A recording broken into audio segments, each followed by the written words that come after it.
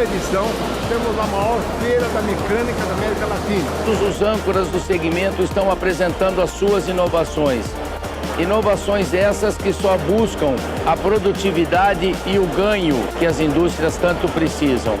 São mais de 900 marcas expostas. O Brasil precisa melhorar a sua produtividade.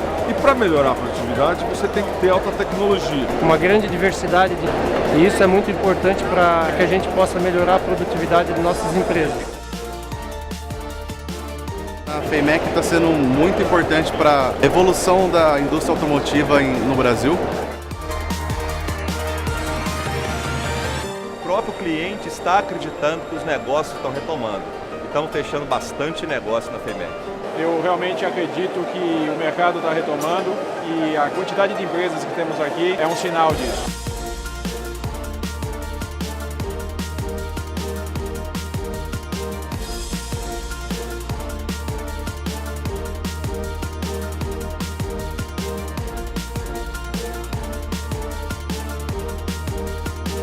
O Grupo Informa tem uma vertical de manufatura muito forte no mundo e isso nos permite trazer à FEMEC inovações e atualizações constantes para tornar a feira cada vez mais robusta, mais forte e maior.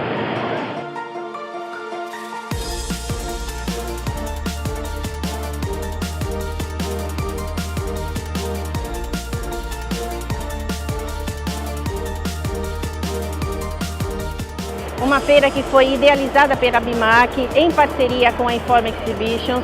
Nós estamos no São Paulo Expo e temos aqui representação de mais de 36 países. São quase 1000 marcas que estão trazendo seus equipamentos, suas máquinas aqui para a feira. Uma feira que já é um sucesso e a melhor feira da América Latina.